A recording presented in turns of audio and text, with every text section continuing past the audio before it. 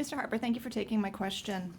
We're now just past the midway point in this election campaign. You have the largest campaign war chest. You've announced a surplus. You've been hammering home the message that your opponents would lead this country into a Greek-like crisis. And yet you're still stuck in a virtual three-way tie with your opponents. Why are you not further ahead in public support? And are you concerned that the message is not resonating? Look, I'm not a campaign analyst. I don't necessarily accept that view. My view is that the choice in this election is clear.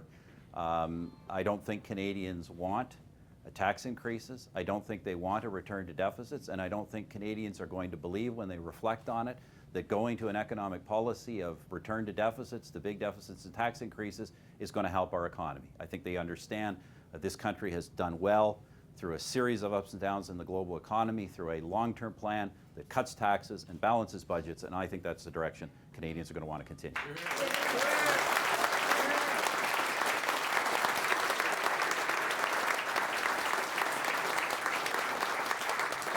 Bill Graveland from the Canadian Press, please.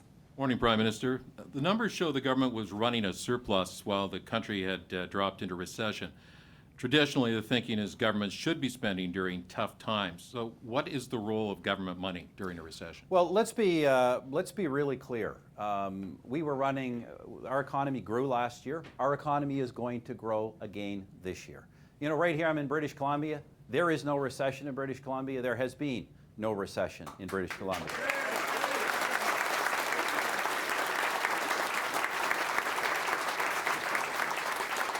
I'm going later today to Alberta, where there is a recession. And we know why there's a recession. It's not because the government ran a $2 billion surplus. There's a recession because oil prices have fallen by half. And the recession has been made worse because the NDP government came in and followed it up by raising taxes on everybody.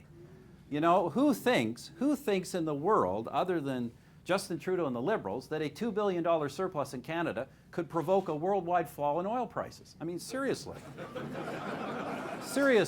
Seriously, do they not get what they do not get? They think that somehow, under these conditions, plunging the country back into deficit for years to come would be a good thing. Canadians get that given the turmoil in the world, the fact that we have a budget balance and we're going to keep that balance is a good thing for this country. We'll conclude with Robin Gill from Global News, please.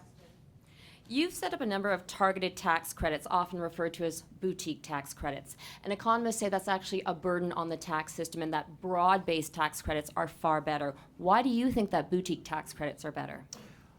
First of all, we have done some broad-based tax reductions. We've done broad-based tax reductions for all Canadians through our reductions to the federal sales tax from 7 to 6 to 5%. That is the broadest-based tax reduction anyone's brought in the history of this country.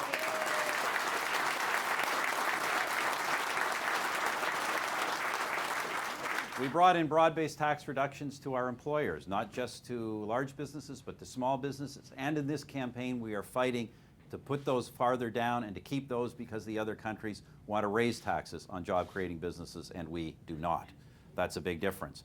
On terms of all the other credits, look, I don't think most Canadians are finding their tax forms harder to fill out. I think on the contrary, they are glad to take advantage of these things. These are real help, not just to seniors, but to students, to families, to people who use public transit. These are good things for Canadians. I know the other guys don't like them. We're not going to let them take them away. We're going to keep fighting. We're going to keep these tax credits for Canadians. Thank you, Prime Minister. Thanks, everybody. Have a good week.